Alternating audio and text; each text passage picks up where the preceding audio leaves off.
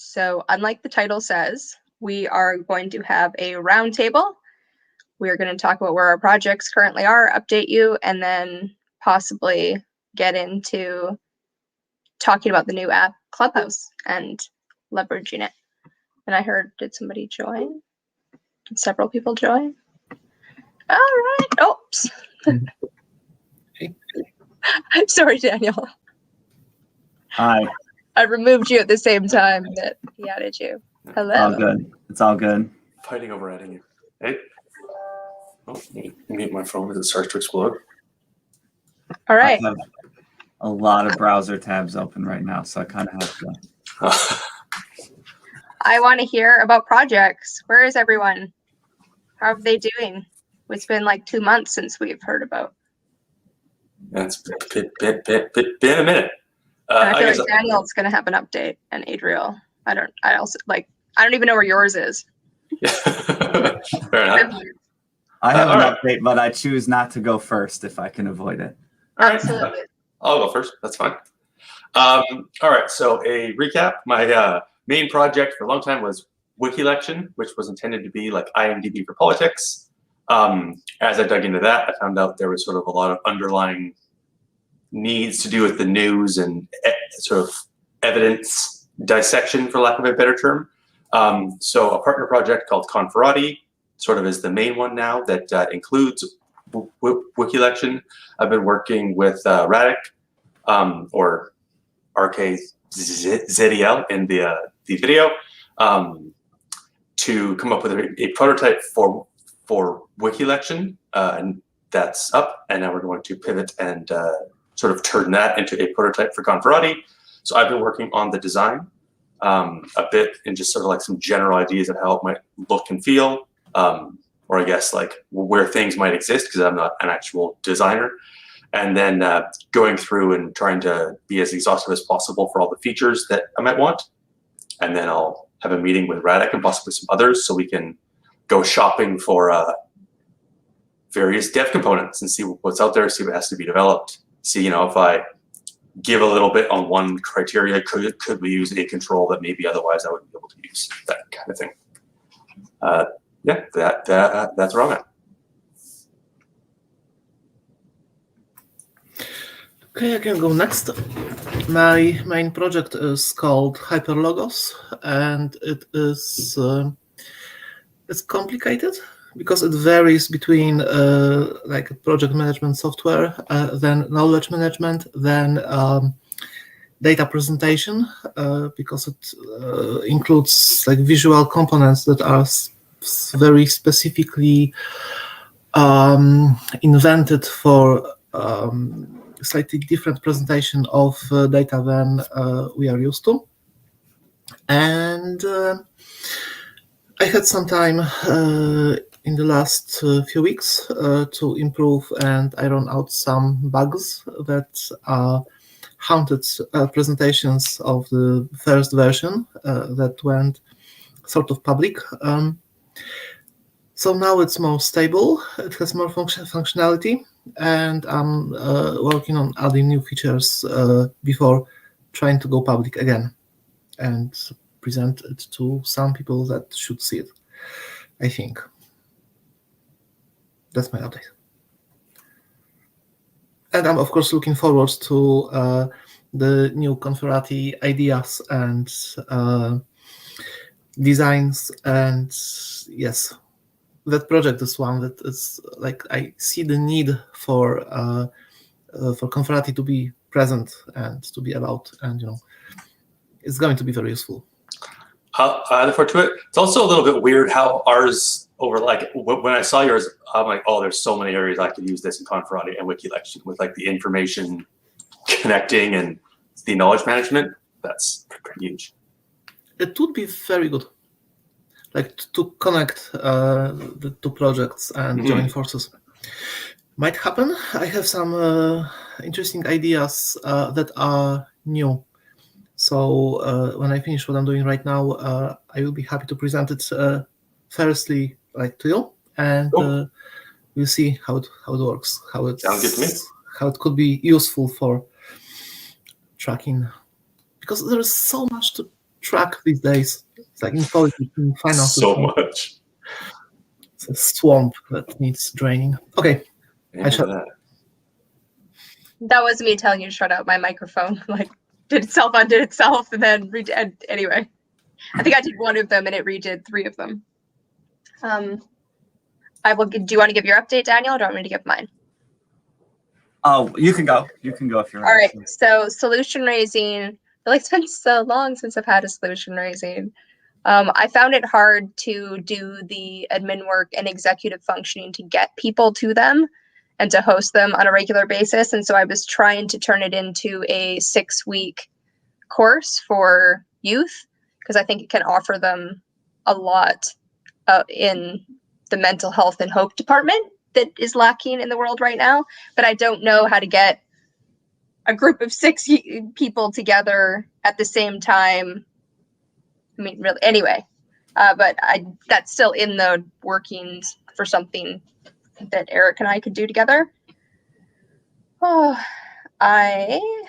then there's the Meta Learning Magic project. We had our first round of peer-to-peer coaching, and we're about to start round 2 with 3 sessions instead of 1, and then we'll see where we go from there.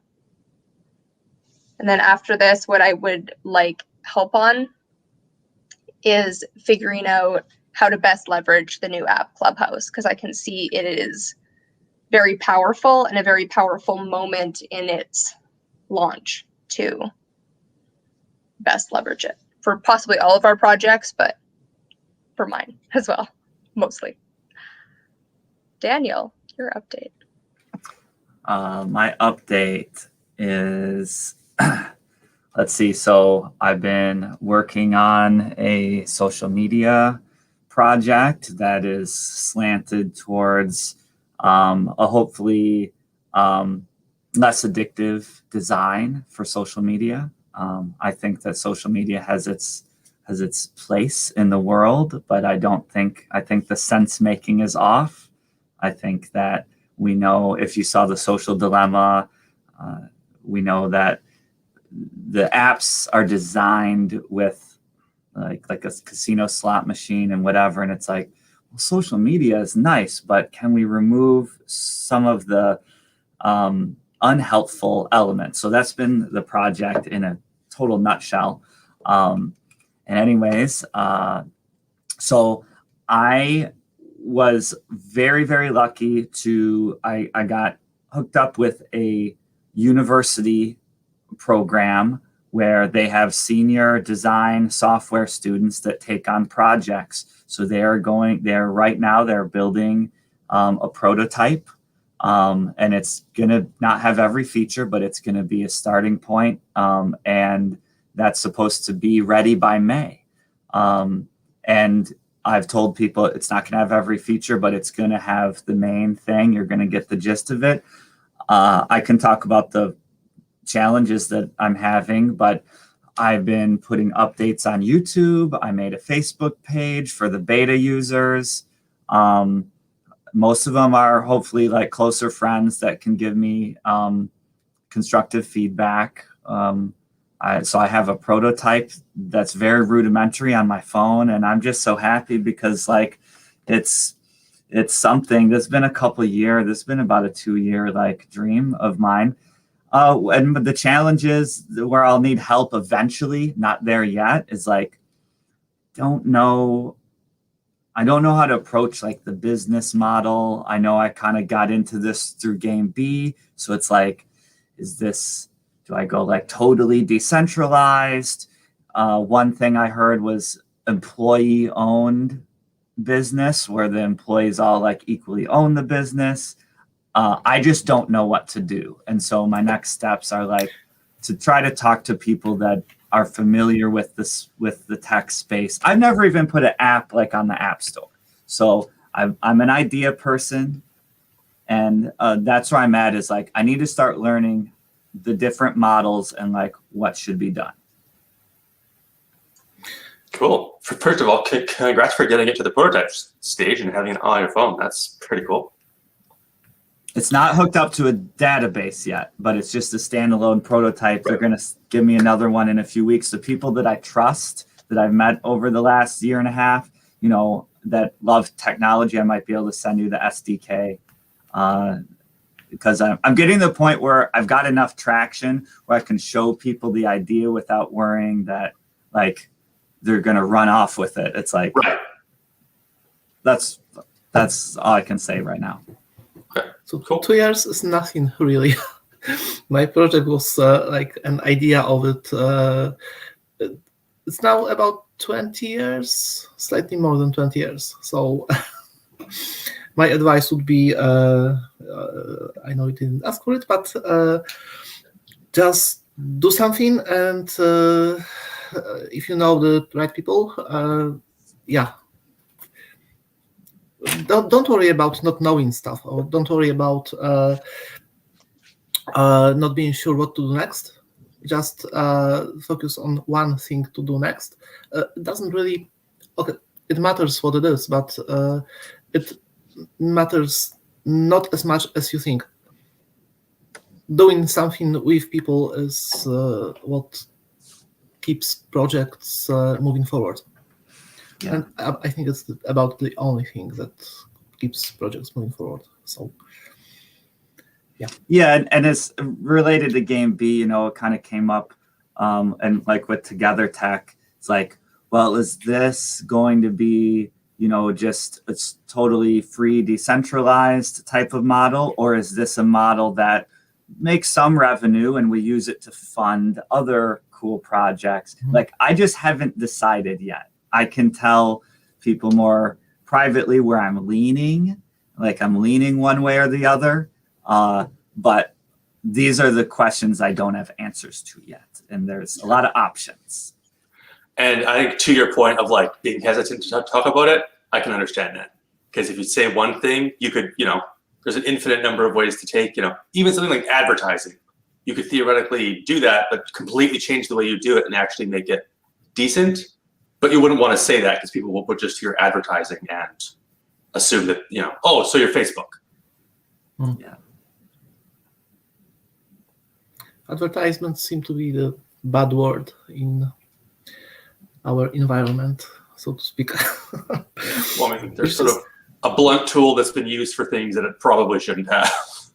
For a very good reason, of course. But if a tech platform in a trustworthy way was able to maximize the actual purpose of marketing, which is the maximum utility to the person you're marketing to,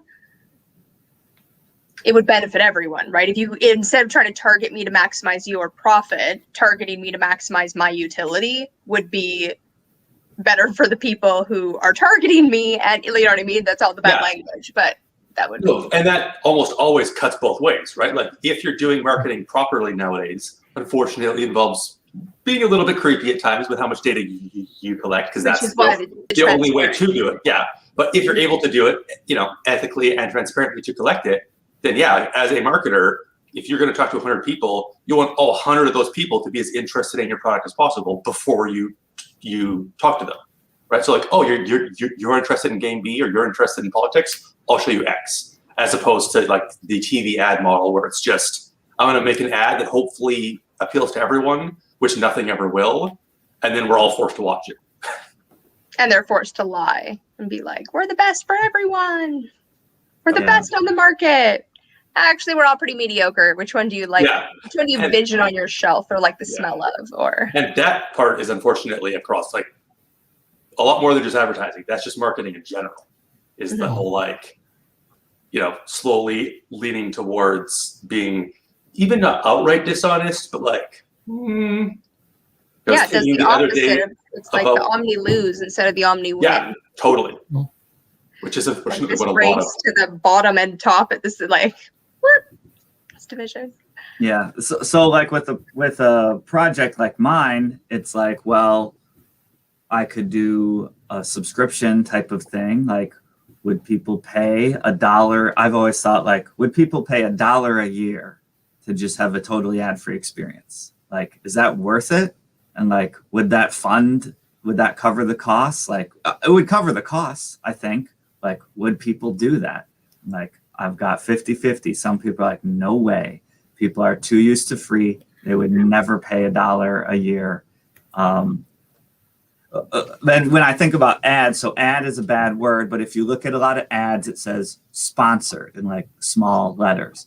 But I've also thought, well, what if it was just way more clear? Like the people who own the company, like had a lot of say in who sponsored. And so we've made it clear, like, yeah, such and such company that we like, there's a group that does water purification tech, and like I'm an engineer, so like engineering helps people in general. Like what if it was clear that like, yeah, this company helps sponsor and like keep this project alive? Like that might be cool. Like make it clear, yeah, this is an ad, but we're saying such and such company sponsors our app. Like that might work. I don't know yet. Yeah. Go ahead. I've seen it on a few podcasts I watch that there is main content, and somewhere in the middle, the presenter says, "Okay, now a minute or two for me talking about the company that sponsored this piece." NordVPN. Yeah, and I have to say, some of the people that do that have it dialed where it's actually entertaining. And you're like, they actually take the ad. And I'm like, if I were an advertiser, those are the only people I would advertise with. Because as somebody that watches them, those are the only ones I watch, where they actually make it entertaining. And it's actually like, there's one where it's a podcast, and one of the hosts makes it a game to like, just do the most ludicrous segues into the sponsor. And that makes it entertaining, even though it's a sponsorship. And even though but it's also, if you like the person, they have to pay bills. So that seems to be kind of the best way to do it. Exactly. I also think for the like small dollar amount thing, I don't have a problem with paying that. My whole thing is I'm sort of hesitant to give my credit card to another company or another site, and just the process of going through buying it. I almost wonder if you have to pay us $1 a year through some form. If you want to pay us money, go here. If you want to see ads, tell us what you want to see ads about. And then after we make $1 off you, you'll stop seeing ads. Oh, sure. Like there you have a free version with sponsorship, or it's like how YouTube does it. You can pay $10 a month to remove all the ads. Right. But YouTube, there's no cap. Like I think, I forget how much Facebook released some number, or like how much money they make per person. And it's more than I would have thought. I thought it was like, I saw it at one point, it was like $10 a year. Yeah. Yeah. I saw like 10 or 12. I'm like, that's insane for how many people they have on that platform. I mean, yeah, it is a lot. I was going to say that one, I think $1 is too low, but that there is, if you're giving people something that's worth whatever you are charging them, then they will pay it. So right now we are the commodity on Facebook. We see what that is costing us in our attention, in our relationships, in our trust, and so there is room for something that is worth it to us to transfer. The issue is there is a lot of competition in that marketplace. Yeah. And this, I guess I've tried to figure out how to put this into more of an elevator pitch sort of thing. And so like right now, what I've been thinking is it's like social media light. And so not everybody like wants that or thinks that is good. I've seen some of those, like, I think they're called like light phones or something. And it's like a smartphone that does a quarter of what a normal smartphone does. Like it does a calculator and like GPS, but there's other stuff you can't do. And it's like, it's kind of interesting, but I haven't been motivated for a smartphone light. But this is sort of like social media light. It does some things, but for example, I've been clear that like there's no commenting system. So there's been a lot of thoughts behind why I would say just no comments. You can put your thought out there. Your friends can read it. if they have something to say, they can like text you or call you, be like, hey, I heard what you said. I want more relational stuff, but I've seen comments go good, but I've seen them go bad. I've seen people argue, people lose friends. I'm like, let's just, no comments. So people will be surprised by that. That's social media light. You may want to, I don't want to spoil the fun, but there is an application called, I think it's Junto. And they made it on, it's like at the first stage.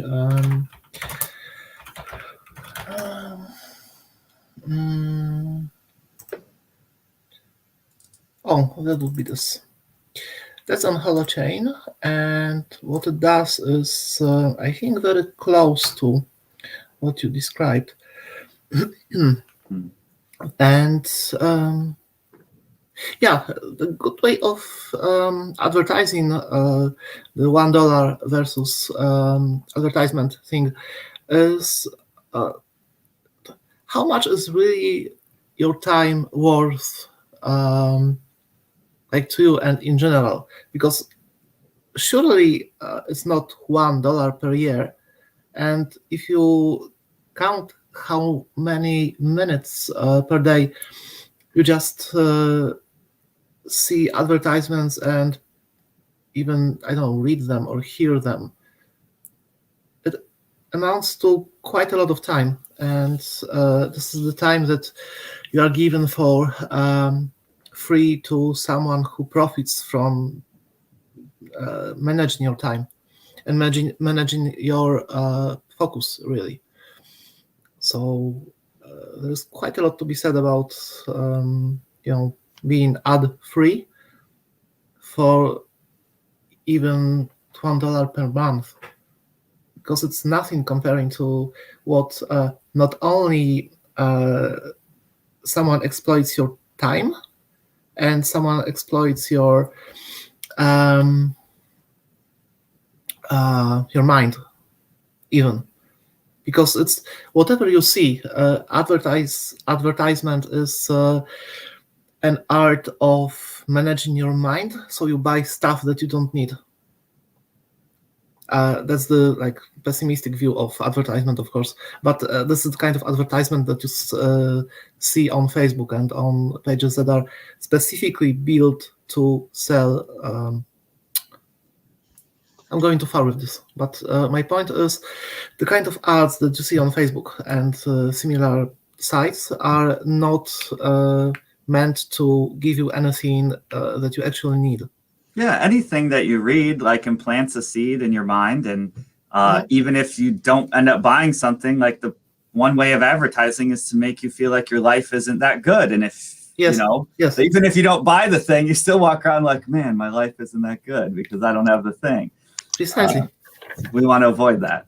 So that is worth much more than $1 per some amount of time. Also making the assumption that advertising would be the same.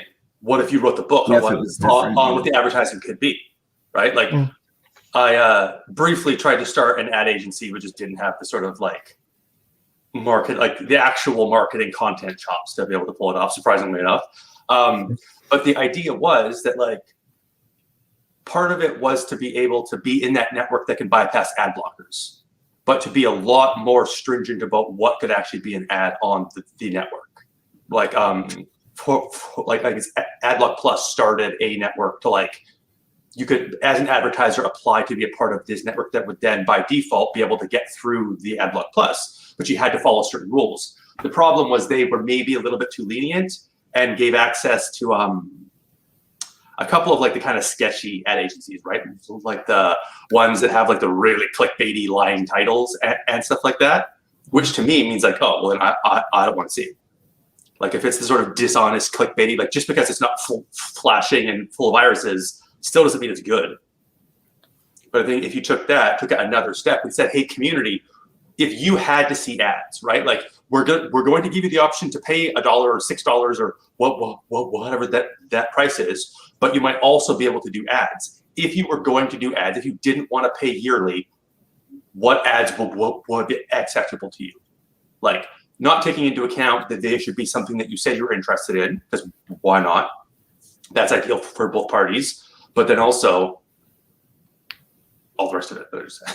Cool.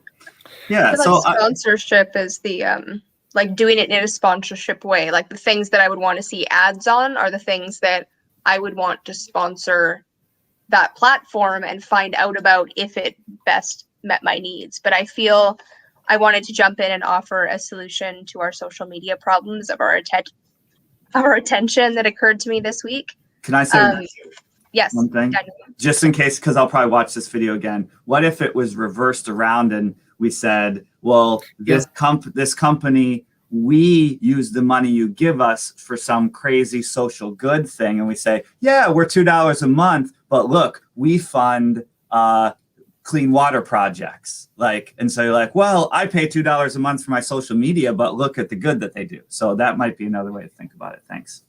And that's the kind of advertising I would sit through is this is where my money goes. This is an actual project that we did, right? Like, I don't want to see the same thing a million times, but to see, hey, this pond got cleaned up, this kids basketball team got funded, whatever it happens to be, right? Have a little feel-good story on what the money goes to, or those kind of things. That sponsorship that was true and real and not $100 million to tell you that we did this $10,000 project, right? Which is a little. Thanks. I just didn't want to lose that thought. If you built that into the fabric, you could possibly also have that be an area for the community to interact. Hey, here's 5 things that we're thinking about. You guys pick. Yeah, absolutely. And that this is sponsored by this group, right? TELUS sponsored this project. They're putting $1 million into this. Right. That would be $1 million project, which would be much bigger than them putting $1 million towards advertising. It's like an actual funded thing that we're deciding. And this, it sounds almost like it's instead of, hey, our organization did this. No. Our membership base did this. All of the people who are paying us monthly, they're the ones that did this project. Mm-hmm. Interesting. And thanks for the link on Junto. I have to remember, hey, I'm not special. I'm going at this idea with quite a bit of energy and putting what I have into it. And I'm hoping for the best, but there's other people, I'm not special. There's other people doing similar things. So yeah, thanks for the time. Special. I need to offer the solution to social media that came to be this week, which was that our attention, which I feel like is the problem that Daniel's trying to tackle, is that our attention is a hot commodity. And partly we were talking about before in advertising, and that it's omni-lose. All of the social media apps trying to vie for our attention and all having pinging our phone. No, I got a new Instagram like, and I have this and I have that. And that I have control over it, but because I'm not I'm not as good at tech. They are competing for my time, but there's new projects that are coming down the pipeline that amalgamate your feeds, right? So I have my feed that's mine, and it combines my Twitter, my Instagram, all of the ones that themselves have their own algorithm that are trying to maximize me going to them. But I'm in control of my feed, and I get to possibly have some control over the algorithm. So they're going to start having to vie for part of my feed, which means they have to compete with one another to have the best content. And we can control, right? To be like, hey, I want the one with the least amount of advertising. I want them not to be because they can't necessarily collect my data as easily when it's piecemeal all over the place. It's this that collects the data, and we can choose to share it.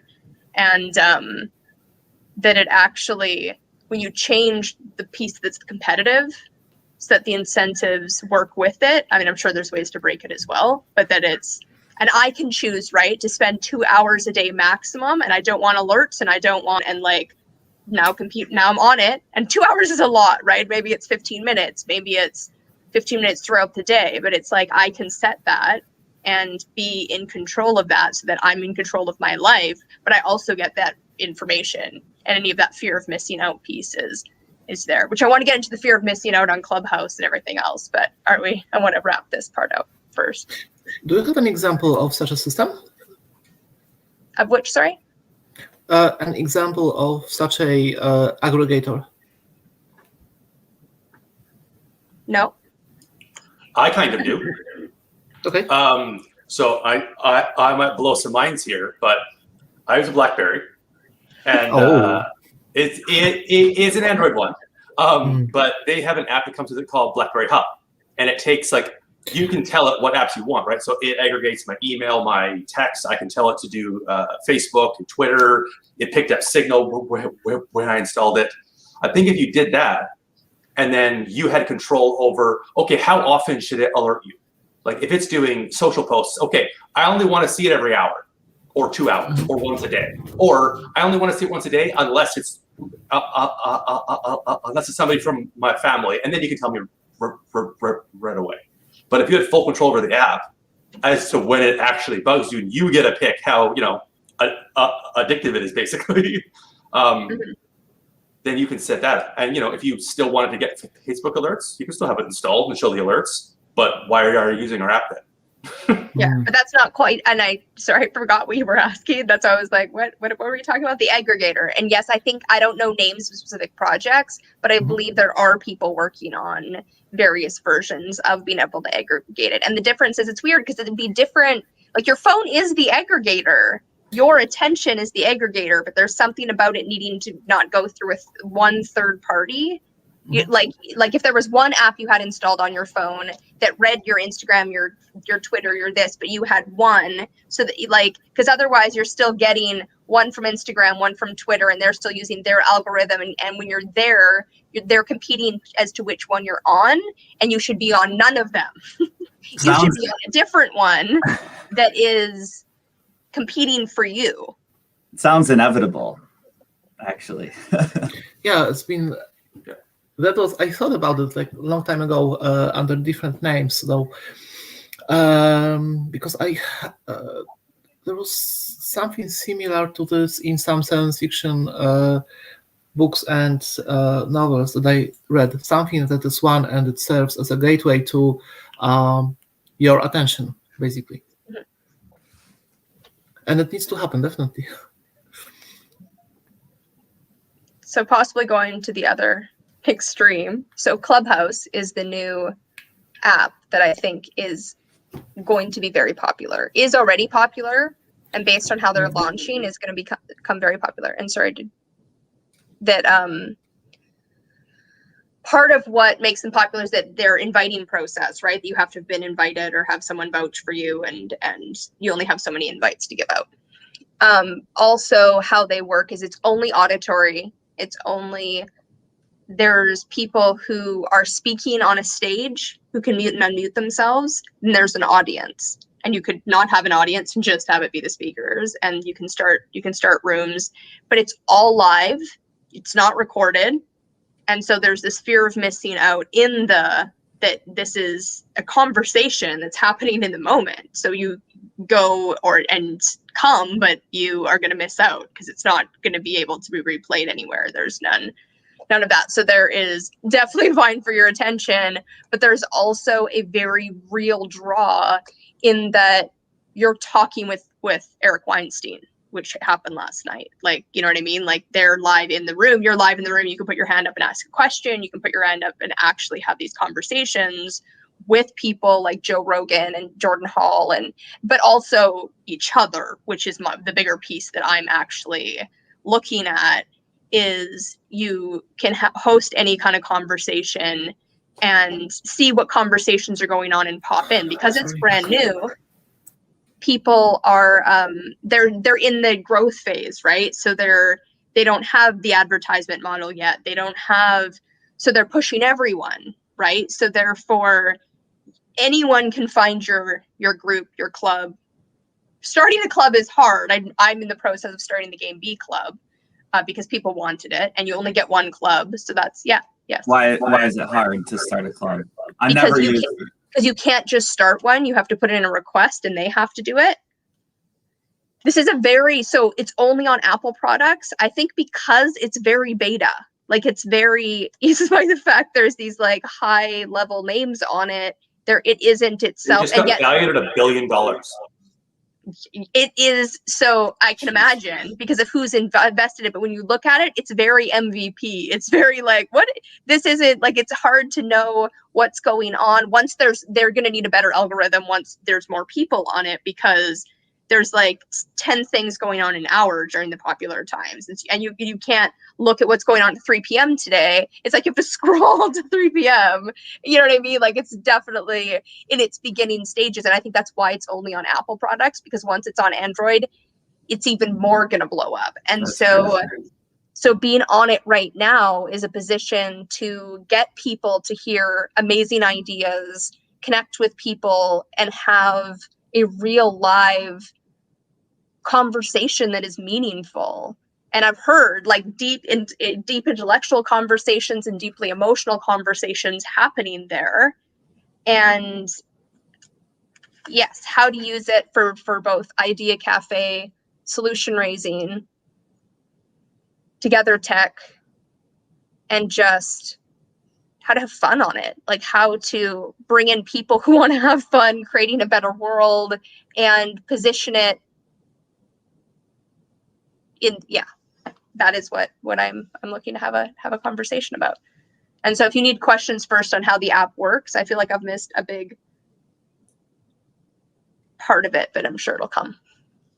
Oh, there's moderation, and it's very equal. So if I start a group, if I start a room, I don't know how it works if you have a club, but if I start a room and then I let you be a moderator, you can kick me down to the audience. So you have to be careful on who moderates it. David said, and I don't think this is true, I think he was talking about kicking down to the audience, that anyone can kick anyone off the app completely by holding on them and like booting them. I'm like, that seems a little, I think just down to the audience where you can't, there's no comments, there's no typing on it at all besides in your profile. So there isn't, the audience can't communicate with each other. It's like raise a hand and ask, or just listen. And very live in the moment. And some of them are recorded, and they say they're being recorded because they're happening on multiple platforms and that kind of thing. But mostly it's there in the moment. You can ping people. So I pinged in Raymond and Alex, who's the one who gave me the invite. And so it's very emergent for the cooperative space, and it's not great tech as far as it's not, open source. We own it. It's still all the kind of problematic, but it's also new and emergent, and it's TikTok, but not right. Like it's going to be a TikTok completely different XM radio or something.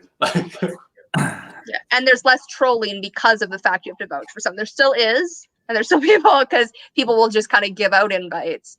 But I think the more that that's regulated, like, do you realize you're vouching for that person? And if they get in trouble, like, you're getting booted too, which is, I wouldn't suggest. It's very policey, but like, that's how, yeah, anyway. Questions? Yeah. Sounds interesting. I mean, the fact that it's only on Apple means I won't touch it until it's not, but. Right, but the Apple users right now can also build something that then as soon as it's on Android, if people want to come and participate in that community that's been built, they have a plug-in system because they just join the club and have people to have conversations with whenever they want. Like a group voice chat, right? About any topic whenever you. Sounds awesome. I mean, the fact that it's audio only for me is eh. I thought it would be too. It seems to be slightly better quality audio than this, but it might introduce video later, but right now, yeah, it's only audio. And I think that's what works for people, because people are more likely to come up on stage when it's their voice than when it's on video. And because it's not being recorded, also people are more willing to come up and be on stage. Right. Both as celebrity, right? As someone who's like, hey, I can just be in the moment and be part of this, and someone who has, doesn't want to be in the spotlight at all, and like doesn't want to be recorded and doesn't want their picture out there. So I think there is benefit to, there's a niche for this. It isn't necessarily going to be for everyone, but I think it's a powerful platform. there's so much to say. It sounds like you are going to try to use it to be spreading solution raising. Is that accurate? I want to have solution raisings. Yes, I want the concept of solution raising to spread. And I want to host them on there so people can come be part of it. Possibly that'll bring up new things that are emergent when people aren't being recorded and aren't on video, or it might be a flop, right? But like to be able to try that. I don't know if you know of my older version, Idea Cafe. I didn't ever see that, no. It was basically just a conversation on a question. So everyone would answer the question, and then you'd have an open conversation for the remainder of the half an hour. And in the Game B world, it became an hour because no conversation could be after an hour. So having that, right, be a show, be something. And so I've started the Game B Clubhouse, which then I think can have a roster of shows that is being hosted weekly that people can pop in and have a conversation and be broadcast and people can be part of. Yeah. Come join, come actually have conversations on projects like we're doing here, but done in a way that brings people in because it's not on Facebook. It's not designed that it has to fight for that newsfeed. People are looking for things to listen to that are enticing. And if we had a conversation on the power of tech and that kind of stuff, that would be the kind of thing that would. So you're telling me I should get an iPad? Potentially. That's mine's on an iPad. It's not on an iPhone, which is also, I'm like, mine doesn't, I can't invite people because of that though, because unless you're already in my phone as a contact, when I connected it, the only person to let me invite is mom. Oh my goodness. It's like, what is my mom? You can't add people that you added as contacts in your phone after you installed the app? Not for me, because I don't have an iPhone, so it's not connected to my phone. I have an iPad. And I have an Android. And so when Alex nominated me, he got my phone number and I got the text that gave me the number that I inputted. So I have an account and I have it on my iPad, but they're not connected. I got you. So I'm not going to have the full features. And still don't even understand, but it sounds like they're in beta and it sounds awesome. How does that work though? If I buy an iPad, I don't get a phone number that goes with the iPad. I get it. No, you would do what I do. You would use your phone. Do we know how they plan to monetize? No, I've heard some speculation that's probably not going to be voice ones because like they're not going to have voice ads because that doesn't make sense, right? You're popping in and listening to something who's going to but that there might be a subscription base for whatever level, right? So maybe having a Clubhouse you have a subscription for, or Okay. no, we don't yet because know. The fact that they're that new and valued at $1 billion makes me think that just someone is going to buy them soon. And if they're getting people like Joe Rogan on there, it might be Apple. It might be like, oh, we actually want to keep this Apple exclusive. We're going to go ahead and buy you now. Oh, well, that would suck if they kept it Apple exclusive because it isn't the same if it's Apple exclusive. Right. Yeah. I mean, just the fact that they were valued at that instantly makes me like, that kind of means it's for profit. They had angel investors and they had VC and rounding funds. It's hugely for profit. It's the fact that right now there's already Brett Weinstein, Eric Weinstein, like Jim Rutt, like on there. They can just pop in and have a conversation. Joe Rogan, like these people have popped in and had a conversation. And so that's an enticing platform that hasn't existed before, right? Like when Twitter, when you could be like tweeted at by a celebrity and like, woo, what, this is big to be able to, or OnlyFans and stuff. Like this is a more intimate, you're having a conversation that can, yes, Daniel. Is it kind of like a room that's just always open? So I might start a room. I'll start a room. And I can make it public so you can see it, that it's open and when it started, because I can schedule it for the future or right now. And then you can see that it's open. You can pop in and be part of the audience. If I've left it, you can do that. You can put your hand up and say you want to talk. But if I leave, I think I can end it. If I'm the only moderator, I could end it. Or I could pass off moderation to someone else and leave. So it could stay open indefinitely if there was a moderator there. Interesting. Or it generally can like imagine you have a celebrity or someone like Joe Rogan starting something, saying they're starting this conversation. They have a panel of people and they invite people up to talk, and it's over in an hour, and he leaves, but someone, you know what I mean? Someone still steps up to moderate, and as long as there's people who want to come up and moderate, we can keep open for a day, right? Yeah, when you're saying that like these people pop in and out, I'm trying to understand like are the rooms just open, or if you start a room or if you're running it or whatever, you can say like, oh, the whole audience is muted, and then you can unmute people selectively, something like that. The audience is muted. There isn't an option for the audience to unmute, but they can raise their hand and you can bring them up and they can talk. As soon as they come up, they're on unmute, and then they can remute you. So that's a bit of because then it's like, you're on a hot mic, you're yelling at your kid, you put your hand up because you have a question, you're like up on stage, like it's because they can't mute you fast enough, and you don't know to mute if you've never been up on stage before. And I don't even think it's called coming up on stage, but it's like put up your hand and then everyone can hear you. And some of the people who are on stage have moderator badges. Cool. So what's one of your best experiences on it so far? There was a talk about grief that was very intimate and real that I enjoyed experiencing. I went on, and Alex came on, and Raymond came on, and one of Raymond's acquaintances ended up coming on, and we had a really cool 20-minute conversation, very Game B related. Someone had never heard of Game B and then gave their definition of Game B, and Raymond gave his definition of Game B, which is now, he typed it out while we were in there, which is cool. It was just one of those experiences of right now all these people are on, because you can ping people that you follow and that follow you into a conversation, and so you can. And so that's what I'm trying to do in the Game B space as well, is find people to host and co-host shows, right? I want to do one that is solution raising. And so potentially having the same panel of people, or let's say if the panel is 3 or 4 people, having 7 or 8 people that rotate in and out to do the solution raising, and then people can hear it and they can go host their own, right? They can go and have their own solution raising, or people could become part of a panel, right? A competing one that tackles the same question, or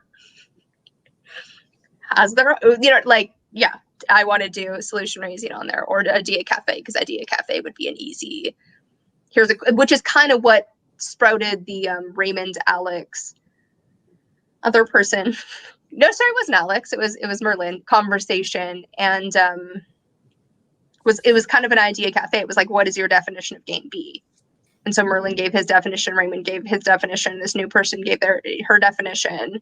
And so it was those kind of things, right, that are very impromptu. You can just come in and answer the question and go if you want to listen to other people answer the question and be part of a bigger conversation for the time period, and pop in and out for as long as that goes on for, and as long as you listen to somebody answer the question that is powerful. The issue is like how it's structured. It's more like a half an hour. You come in, participate for half an hour, and then you would go, and somebody else would one person would stay and 3 other people would come and sit, right? And that would be kind of like the idea of the Idea Cafe, which I don't really know how that would work within the Clubhouse system, but that's not the. What kind of notice do you typically get? Like if you were to let's say follow Joe Rogan, do you say hey, Joe Rogan's going live in 3 hours, or is it like Joe Rogan's live now, go?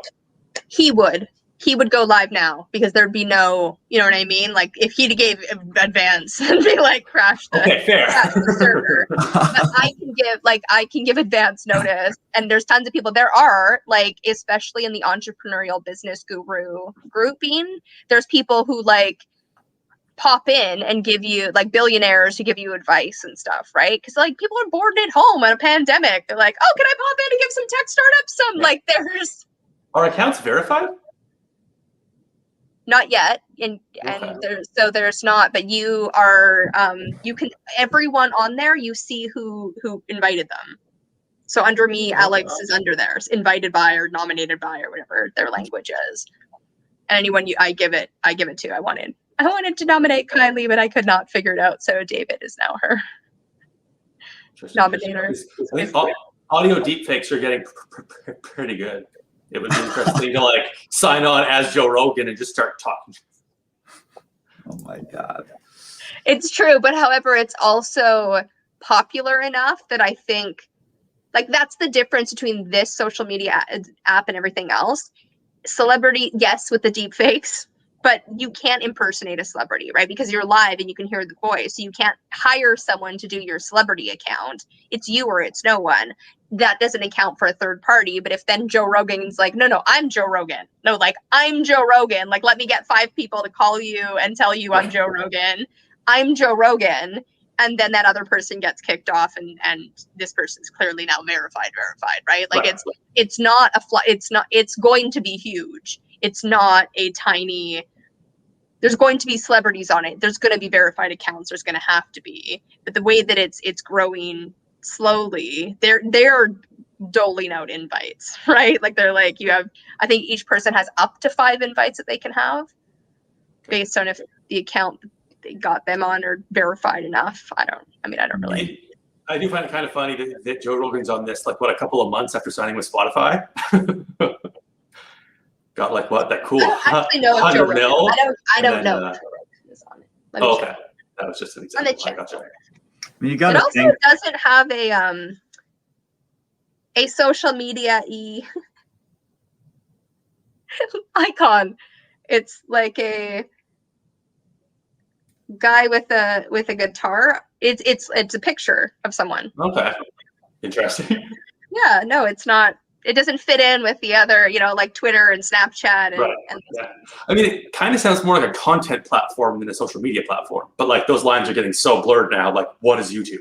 It's a conversation platform. It's either listening to other people have a conversation or a lecture, right? Like a one-way, you're talking and people are listening and then an audience after. But even that, I was listening to one that was like live also on Facebook and they were giving a presentation. I'm like, this does not translate here. You can't see the presentation. Yeah, I mean, you got to think that there are many ways to multi-stream to multiple. I mean, I want to stream to TikTok and YouTube and Facebook at the same time. So people are going to blur those lines. You got to think. So you actually still have like a profile and people can follow you and they can be alerted by you. Is that kind of? Yeah. Kind of. That's how you find other people, is like this person, like I'm following Kylie and Kylie is following me. Like, so if she's in a room and I'm on, I can see that she's in a room and join it, right? Like I can see that she's an audience in there. So it's going to pull up ones that are live right now that are more of interest to me based on who I'm following, who's following me. You got to think if they go the way that some other platforms have, that they're going to have Patreon like sort of things, or you can say, hey, we're going to do, you have some powerful people, interesting people say, we're going to do this live event and you've got to pay $5 to get in. It could get very interesting. That's what they said was probably the money-making model. Thank you. Like it sparked it. What is the tipping? Right. So when you have people come in and you have Joe Rogan going live and having a conversation, he could make tens of thousands of dollars in the matter of minutes by people. Oh, yeah, right. Here's $1. Here's like that kind of thing. And they take a percentage of it. Right. So that would be, because the more it's going to encourage people who are popular to come on. And like, especially if you instantaneously basically get money, and it's not gonna necessarily infringe on, if they can do it the right way, people like you and me also coming on and participating, because that's part of the draw in, that you can have a conversation and people can pop in and do that. And it doesn't seem to have influencer type. Because hey, imagine if Daniel goes on and talks about his project, and enough people are like, that sounds cool, I'll tip him $2. All of a sudden he's like, I just made $5,000. All right, let's do some stuff. Well, I'm also thinking about, like, there's already talk radio, and like I'm following someone on YouTube right now that when he goes live, you can go on and like you can get on the show live. He's got a link and you click on the link and you put your name in, and then it's called Whereby. It's some online thing, and like he can let you on the show right there. It sounds like that, where radio shows, they might be like, we're live now. If you want to call in, call our operator, call the number, the operator will verify you and you can maybe get on, like you have a chance. And it's like that kind of stuff is like built in to Clubhouse. And you raise your hand and you might not get picked, but you can get on the show. That's like intriguing. Yeah, and I don't know what the limits are. Like, I don't know what the limits are for people watching.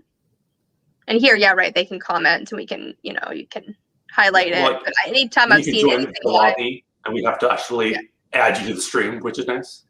Yeah.